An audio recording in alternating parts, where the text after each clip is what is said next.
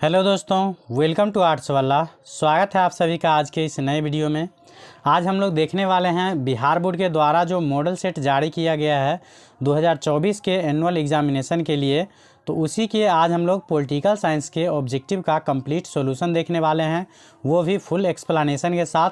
तो आप लोग वीडियो को अंत तक ज़रूर देखिएगा। खास करके जिस स्टूडेंट का पॉलिटिकल साइंस हो वो तो निश्चित रूप से वीडियो को अंत तक ज़रूर देखिएगा। मैं यूट्यूब पे सबसे अलग तरीके से बताने वाला हूँ इसका फुल एक्सप्लेनेशन। तो चलिए शुरू करते हैं। और आप लोगों से रिक्वेस्ट रहेगा, जो स्टूडेंट वीडियो को लास्ट तक देखिएगा वो लास्ट में अपना नाम और ज़िले का नाम ज़रूर कमेंट कीजिएगा, ताकि मैं भी जानूँ जो मेरा वीडियो कहाँ तक पहुँच रहा है। तो निश्चित रूप से आप लोग कमेंट ज़रूर कीजिएगा अपने ज़िले का नाम। तो चलिए शुरू करते हैं। तो देखिए, हमारा पहला जो क्वेश्चन है दिया गया पॉलिटिकल साइंस का, वो दिया गया है दक्षेस का मुख्यालय कहाँ अवस्थित है। तो दक्षेस, जिसे इंग्लिश में बोला जाता है सार्क, SAARC, इसके फुल फॉर्म की बात करें तो इसका फुल फॉर्म होता है साउथ एशियन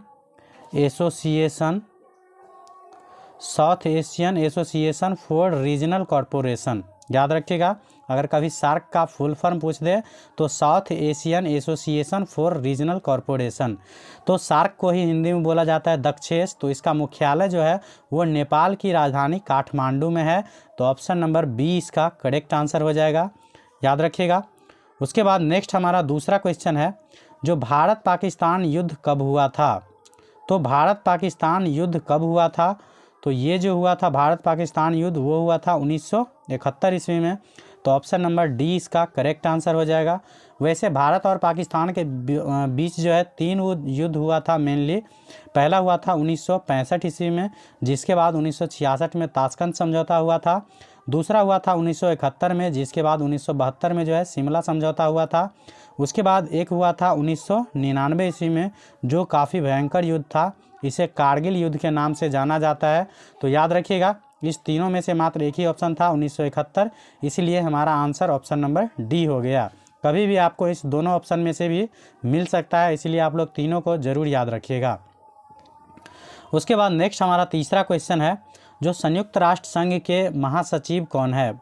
संयुक्त राष्ट्र संघ, जिसे UNO के नाम से जाना जाता है, देख सकते हैं आप लोग, इसका फुल फॉर्म होता है यूनाइटेड नेशन ऑर्गेनाइजेशन। तो संयुक्त राष्ट्र संघ मतलब जिसे UNO बोला जाता है, इसके वर्तमान महासचिव कौन है, तो ये याद रखिएगा एंटोनियो गुटेरेस। तो ऑप्शन नंबर सी इसका करेक्ट आंसर हो जाएगा। उसके बाद नेक्स्ट हमारा चौथा क्वेश्चन है, संयुक्त राष्ट्र संघ के किस अंग को 1994 में निलंबित कर दिया गया। तो संयुक्त राष्ट्र संघ के 1994 में जो निलंबित किया गया था वो था ट्रस्टीशिप काउंसिल। अभी वर्तमान में जो है संयुक्त राष्ट्र संघ के कुल 6 अंग है, जिसमें से एक है महासभा, दूसरा है सचिवालय समझ लिए, तीसरा है सुरक्षा परिषद। इसके अलावा बात करें तो एक होता है आर्थिक और सामाजिक परिषद। क्या होता है? आर्थिक और सामाजिक परिषद। उसके बाद 5वां होता है न्यासी परिषद, और छठा होता है सचिवालय। छठा क्या होता है? सचिवालय दिया गया है। तो एक हो जाएगा अंतर्राष्ट्रीय न्यायालय। क्या होता है? अंतर्राष्ट्रीय न्यायालय। लिखना थोड़ा गैदरिंग हो जाता है, तो मैं जो बोलता हूँ उसे सुन के भी ज़रूर याद रखा कीजिएगा। काफ़ी ज़रूरी क्वेश्चन है, मतलब संयुक्त राष्ट्र संघ से रिलेटेड। कभी कभी तो ये पूछ देता है जो संयुक्त राष्ट्र संघ के कुल कितने अंग हैं। तो याद रखिएगा, संयुक्त राष्ट्र संघ के कुल 6 अंग है, जिसमें से महासभा, सचिवालय, सुरक्षा परिषद, आर्थिक और सामाजिक परिषद, न्यासी परिषद और अंतर्राष्ट्रीय न्यायालय, ये प्रमुख 6 अंग है। कभी कभी इससे क्वेश्चन रहता है इनमें से कौन सा संयुक्त राष्ट्र संघ के अंग नहीं है। तो इस 6 में से 3 दिया रहेगा, एक चौथा कोई और रहेगा। तो आप लोगों को ये 6 का नाम याद रखना काफ़ी ज़रूरी है, तो इसे ज़रूर याद रख लीजिएगा। उसके बाद नेक्स्ट हमारा 5 नंबर क्वेश्चन है, जो संविधान सभा के अस्थाई अध्यक्ष कौन थे। तो संविधान सभा के जो पहली बैठक हुआ था वो हुआ था 9 दिसंबर 1946 ईस्वी को। इसमें जो है डॉक्टर सच्चिदानंद को क्या किया गया था, तो अस्थाई सदस्य बनाया गया था। कब बनाया गया था? तो 9 दिसंबर 1946 ईस्वी को। और दूसरा बैठक जो हुआ था 11 दिसंबर 1946 ईस्वी को। इसमें जो है डॉक्टर राजेंद्र प्रसाद को क्या किया गया था? तो संविधान सभा का अस्थाई अध्यक्ष बनाया गया था। तो इसका जो आंसर हो जाएगा ऑप्शन नंबर बी करेक्ट हो जाएगा, डॉक्टर राजेंद्र प्रसाद। अगर डायरेक्ट संविधान सभा का पहला अध्यक्ष पूछा जाए तो वो हो जाएगा सच्चिदानंद सिन्हा। अगर अस्थाई अध्यक्ष पूछा जाए तो ये भी हो जाएगा डॉक्टर सच्चिदानंद सिन्हा। और अस्थाई सदस्य पूछा जाए तो याद रखिएगा डॉक्टर राजेंद्र प्रसाद। अगर कभी पूछ लिया जाए डॉक्टर राजेंद्र प्रसाद संविधान सभा के अस्थाई अध्यक्ष कब बने थे, तो क्या याद रखना है? 11 दिसंबर 1946 ईस्वी को। ये वीडियो थोड़ा लेंदी होने वाला है, इसलिए आप लोग वीडियो को अंत तक ज़रूर देखिएगा। अगर जो सीरियसली स्टूडेंट है वो निश्चित रूप से देखिएगा। बाकी जो इधर उधर करने वाले हैं उसके लिए कोई मायने नहीं रखता है जो मैं कितना मेहनत करता हूँ और क्या बनाता हूँ, लेकिन जो सीरियस स्टूडेंट है वो तो ज़रूर देखिएगा आप लोग। नेक्स्ट है 6 नंबर हमारा क्वेश्चन, जो किस राजनीतिक दल ने संविधान सभा की बैठकों का बहिष्कार किया? तो ये थे मुस्लिम लीग जो है द्विराष्ट्र के सिद्धांत को लेकर क्या किए थे? तो संविधान सभा के बैठक का बहिष्कार किए थे। तो इसका जो आंसर हो जाएगा ऑप्शन नंबर ए करेक्ट हो जाएगा, मुस्लिम लीग। उसके बाद नेक्स्ट हमारा है 7 नंबर क्वेश्चन, जो किस संशोधन के द्वारा भारतीय संविधान की प्रस्तावना में पंथ निरपेक्ष शब्द जोड़ा गया? तो याद रखिएगा भारतीय संविधान के जो है 42वां संशोधन जो हुआ था 1976 में, इसके द्वारा भारतीय संविधान के प्रस्तावना में 3 शब्द जोड़े गए थे। पहला हो गया पंथ निरपेक्ष, दूसरा हो जाएगा समाजवाद और तीसरा हो जाएगा गुट निरपेक्षता। क्या होता है? गुट निरपेक्षता। तो याद रखिएगा पंथ निरपेक्ष, समाजवाद और गुट निरपेक्षता नहीं होगा, अखंडता होगा। क्या हो जाएगा? अखंडता। तो भारतीय संविधान के द्वारा जो है 42वां संविधान संशोधन जो 1976 में हुआ था, इसके द्वारा प्रस्तावना में 3 शब्द जोड़ा गया, पंथ निरपेक्ष, समाजवाद और अखंडता। तो कभी अभी मान लीजिए पंथ निरपेक्ष दिया गया है, बाद में आप लोगों से समाजवाद भी पूछ सकता है और अखंडता भी पूछ सकता है। तो याद रखिएगा यह तीनों शब्द जो है भारतीय संविधान की प्रस्तावना में 42वां संशोधन के द्वारा 1976 में जोड़ा गया था। उसके बाद नेक्स्ट हमारा 8 नंबर क्वेश्चन, जो संविधान निर्माण करने में संविधान सभा को कितना समय लगा? तो संविधान निर्माण करने में जो है भारतीय संविधान सभा को लगा था 2 वर्ष 11 महीना 18 दिन। तो ऑप्शन नंबर डी इसका करेक्ट आंसर हो जाएगा। उसके बाद नेक्स्ट हमारा है 9 नंबर क्वेश्चन, जो किसने कहा भारतीय संविधान वकीलों का स्वर्ग है? तो ये जो कहे थे प्रोफेसर आइवर जेनिंग। तो ऑप्शन नंबर ए इसका करेक्ट आंसर हो जाएगा। याद रखिएगा प्रोफेसर आइवर जेनिंग के अनुसार क्या है? तो भारतीय संविधान वकीलों का स्वर्ग है। उसके बाद नेक्स्ट हमारा 10 नंबर क्वेश्चन है, जो भारतीय संविधान कब लागू हुआ था? तो भारतीय संविधान जो है वो 26 नवंबर 1949 ईस्वी को बन के तैयार हो गया था। इसी दिन इसको अंगीकार कर लिया गया था, लेकिन पूर्ण रूप से जो लागू हुआ था वो हुआ था 26 जनवरी 1950 ईस्वी को। तो ऑप्शन नंबर बी इसका करेक्ट आंसर हो जाएगा।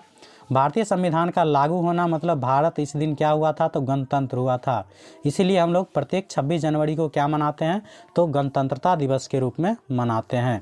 अगर पूछा जाए कभी जो भारत गणतंत्र कब हुआ था, तो ये भी हो जाएगा 26 जनवरी 1950 को, क्योंकि उसी दिन भारतीय संविधान लागू हुआ था। उसके बाद नेक्स्ट हमारा 11 नंबर क्वेश्चन है, जो वर्तमान में भारतीय संविधान में कितनी अनुसूचियां हैं? तो वर्तमान में जो है भारतीय संविधान में जो है 22 भाग 395 अनुच्छेद, 22 क्या है? भाग है, 395 अनुच्छेद है और 12 अनुसूची है। क्या याद रखना है? वर्तमान में भारतीय संविधान में जो है क्या है? तो 22 भाग 395 अनुच्छेद और 12 अनुसूची है। अगर मूल संविधान की बात करें तो मूल संविधान में 12 अनुसूची नहीं, मात्र 8 अनुसूची थे। उसके बाद नेक्स्ट हमारा क्वेश्चन है 12 नंबर, जो कौन सा अधिकार अल्पसंख्यक के हितों की रक्षा करता है? तो ये करता है संस्कृति और शिक्षा का अधिकार। तो ऑप्शन नंबर डी इसका करेक्ट आंसर हो जाएगा। उसके बाद नेक्स्ट हमारा है 13 नंबर क्वेश्चन, जो संविधान के किस अनुच्छेद के द्वारा अस्पृश्यता का उन्मूलन किया गया है?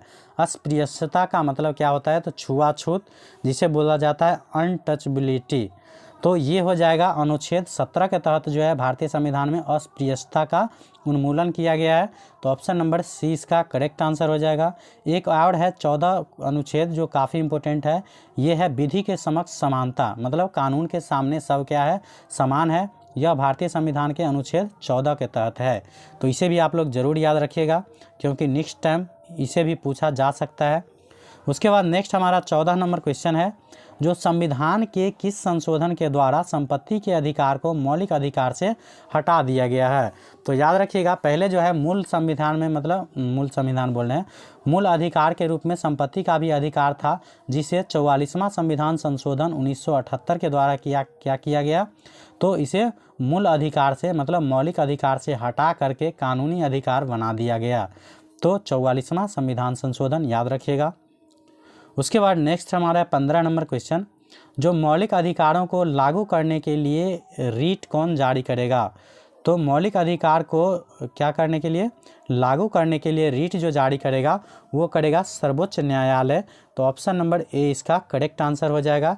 इसीलिए मौलिक अधिकारों का रक्षक कहा जाता है सर्वोच्च न्यायालय को।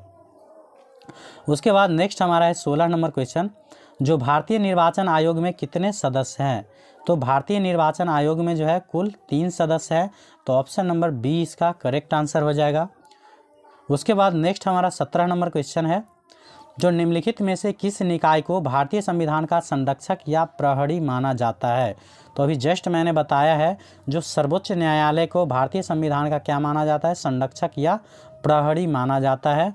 तो ऑप्शन नंबर बी इसका करेक्ट आंसर हो जाएगा। इस पॉलिटिकल साइंस के वीडियो के बाद मैं 2-4 वीडियो लगातार लाऊंगा पॉलिटिकल साइंस के, जो संविधान से क्वेश्चन आता है उस संविधान वाले वीडियो पर। तो आप लोग उसे देखने के लिए चैनल को ज़रूर सब्सक्राइब कर लीजिएगा, क्योंकि मैक्सिमम जो है 25 से 30 क्वेश्चन भारतीय संविधान से ज़रूर रहता है पॉलिटिकल साइंस वाले क्वेश्चन में। उसके बाद नेक्स्ट हमारा 18 नंबर क्वेश्चन है, किस अनुच्छेद के तहत राज्यों में राष्ट्रपति शासन लगाया जा सकता है।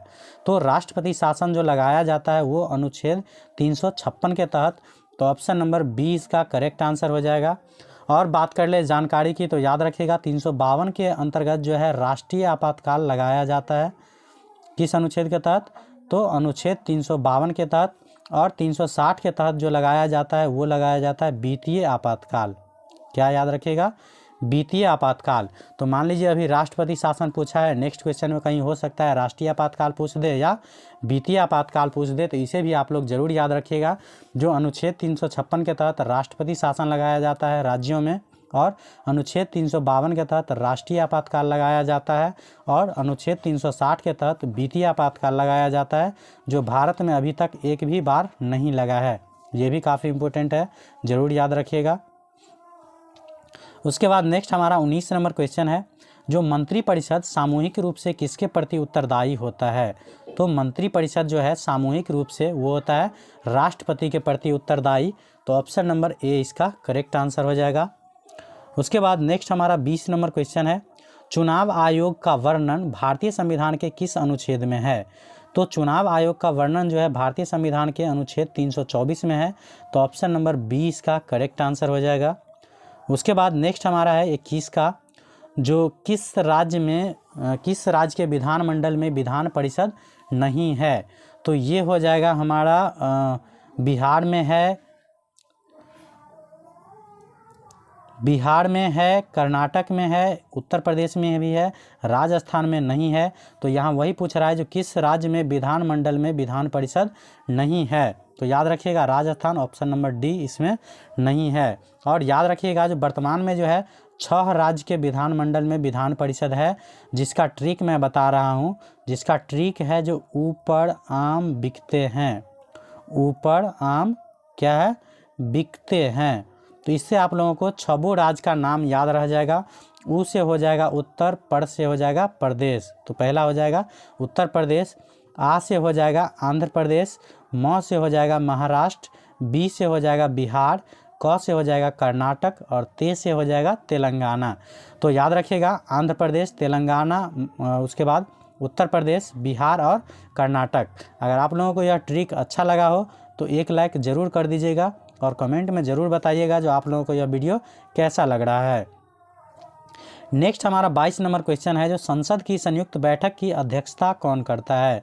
तो संसद के संयुक्त बैठक का बुलावा जो है वो अनुच्छेद 108 के तहत राष्ट्रपति करते हैं, लेकिन इसकी अध्यक्षता जो करते हैं वो करते हैं लोकसभा का अध्यक्ष।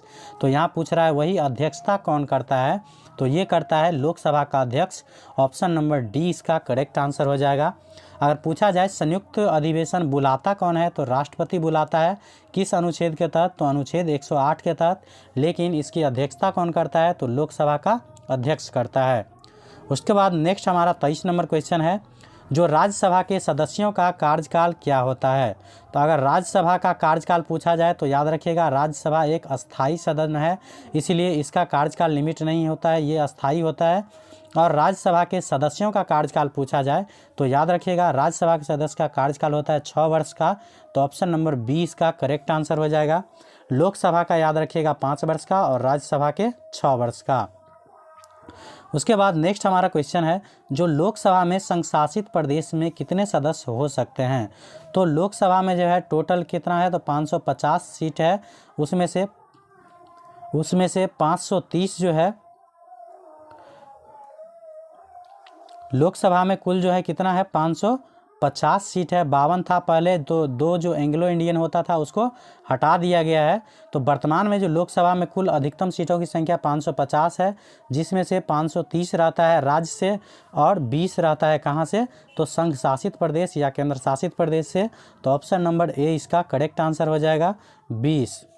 उसके बाद नेक्स्ट हमारा 25 नंबर क्वेश्चन है, जो उच्च न्यायालय के न्यायाधीशों की सेवानिवृत्ति की आयु कितनी है।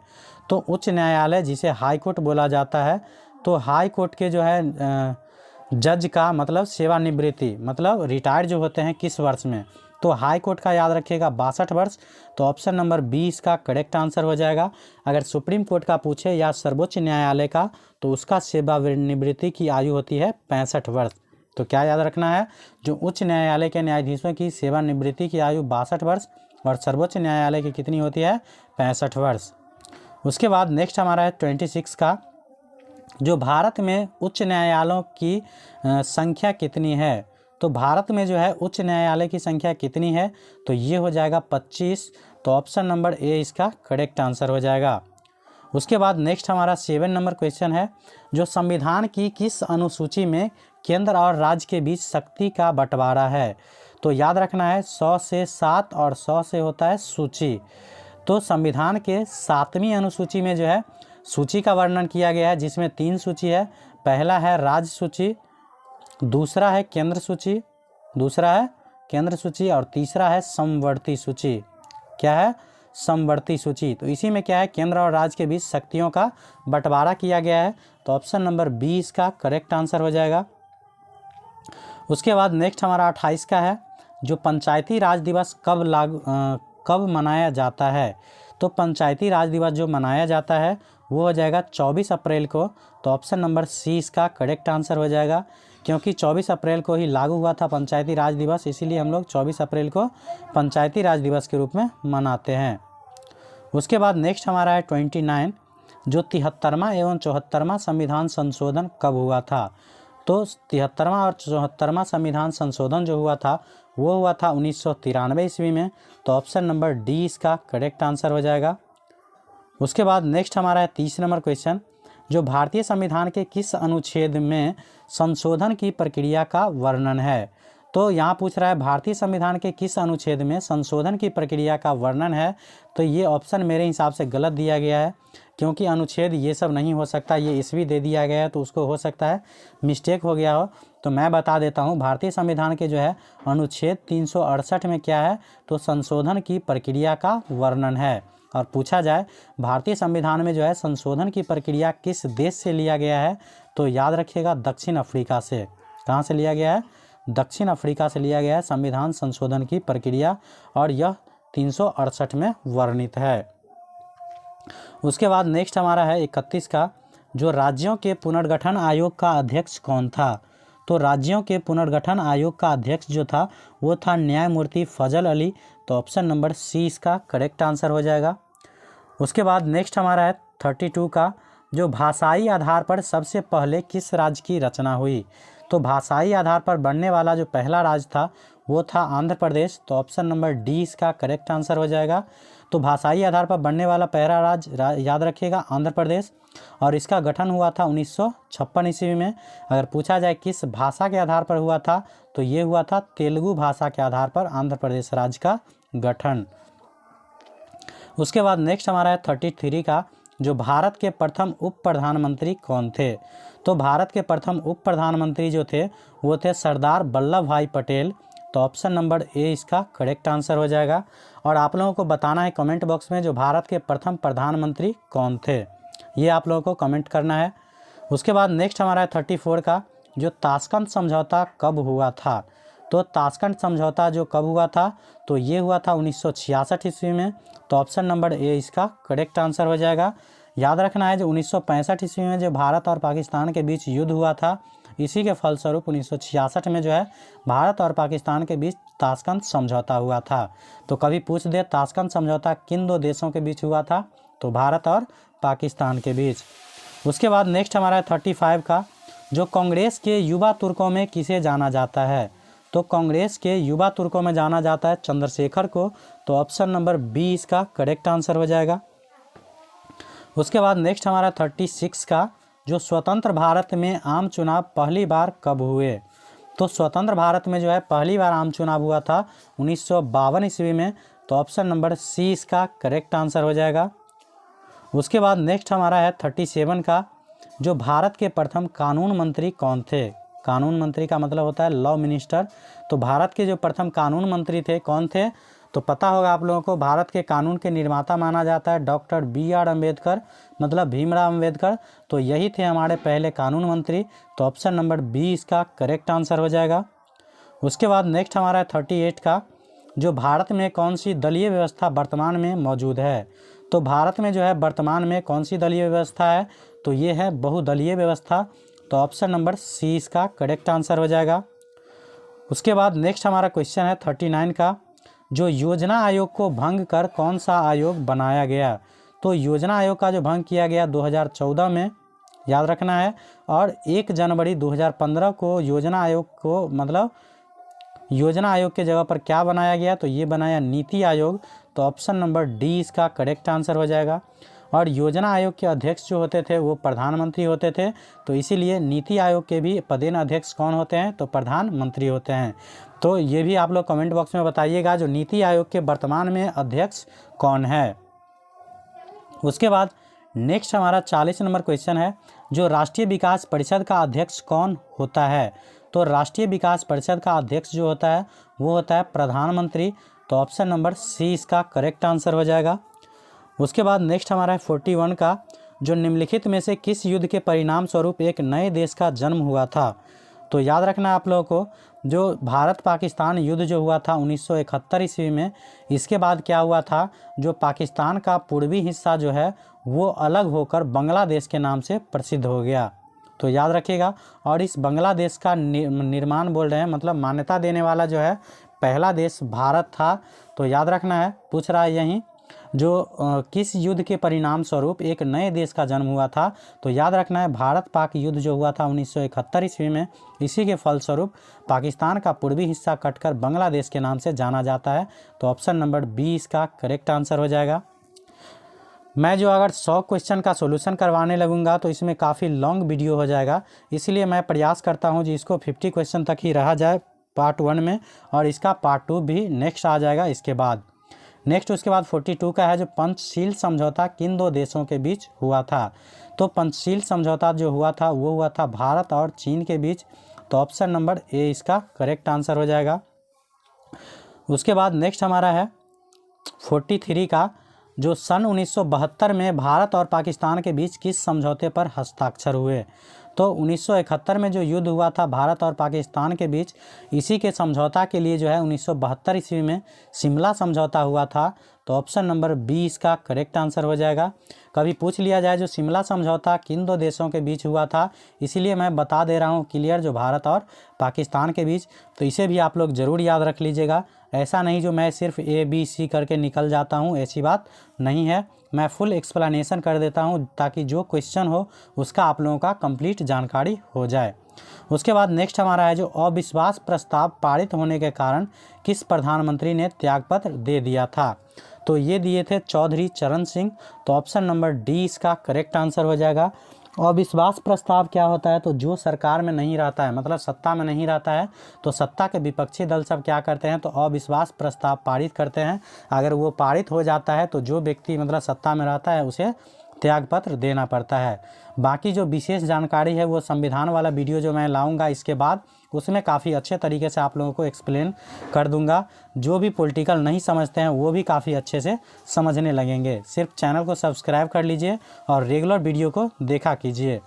नेक्स्ट हमारा 45 का है, जो भारतीय राष्ट्रीय कांग्रेस की पहली महिला अध्यक्ष कौन थी। तो याद रखना है, भारतीय राष्ट्रीय कांग्रेस की पहली महिला अध्यक्ष थी वो थी एनी बेसेंट। तो ऑप्शन नंबर सी इसका करेक्ट आंसर हो जाएगा।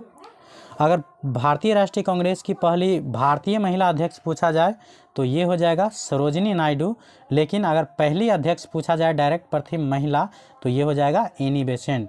और भारतीय राष्ट्रीय कांग्रेस का स्थापना जो है ए.ओ. ह्यूम के द्वारा किया गया था 28 दिसंबर 1885 ईस्वी में। तो इसे आप लोग ज़रूर याद रखिएगा। उसके बाद नेक्स्ट हमारा 46 का है, भारत का राष्ट्रपति किसके द्वारा चुना जाता है। तो भारत का राष्ट्रपति जो है वो निर्वाचन मंडल के द्वारा चुना जाता है। तो ऑप्शन नंबर बी इसका करेक्ट आंसर हो जाएगा। उसके बाद नेक्स्ट हमारा 47 का है, जो किस वर्ष जनता पार्टी का केंद्र में शासन स्थापित हुआ था। तो जनता पार्टी जो है 1977 ईस्वी में पहली बार कांग्रेस को हराकर अपना सरकार बनाई थी। तो ऑप्शन नंबर ए इसका करेक्ट आंसर हो जाएगा। वीडियो 26-27 मिनट का हो गया है अभी ये, तो इसीलिए मैं इसको 50 पर ही रहने देता हूँ। उसके बाद नेक्स्ट मैं 40 के बाद वाला वीडियो नेक्स्ट आ जाएगा इसके बाद। उसके बाद 48 का है, जो भारत में संपूर्ण क्रांति की घोषणा किसने की। तो भारत में जो है संपूर्ण क्रांति की घोषणा किए थे जयप्रकाश नारायण। तो ऑप्शन नंबर बी इसका करेक्ट आंसर हो जाएगा। उसके बाद नेक्स्ट हमारा है 49 का, जो 1975 में आपातकाल की घोषणा करने वाले राष्ट्रपति का नाम क्या है। तो 1975 में जो है राष्ट्रपति जिसने आपातकाल की घोषणा किए थे उसका नाम था फखरुद्दीन अली अहमद। तो ऑप्शन नंबर सी इसका करेक्ट आंसर हो जाएगा। उसके बाद नेक्स्ट हमारा 50 का और आज के लिए लास्ट क्वेश्चन है, क्योंकि वीडियो काफ़ी लॉन्ग हो जाएगा तो इसीलिए मैं यहीं तक रहने देता हूं। तो 50 वाला क्वेश्चन है, जो बोडोलैंड स्वायत्त शाही परिषद किस राज्य में है। तो याद रखना है बोडोलैंड कहाँ का है, असम का। तो ऑप्शन नंबर ए इसका करेक्ट आंसर हो जाएगा। तो ये 50 क्वेश्चन मैंने काफ़ी अच्छे तरीके से डील करने का प्रयास किया हूँ। तो अगर आप लोग को अच्छा लगे वीडियो तो एक लाइक ज़रूर कर कीजिए और कमेंट में ज़रूर बताइएगा जो आप लोगों को यह वीडियो कैसा लगा। और इसका दूसरा पार्ट देखने के लिए चैनल को सब्सक्राइब कर लीजिए। Thank you for watching.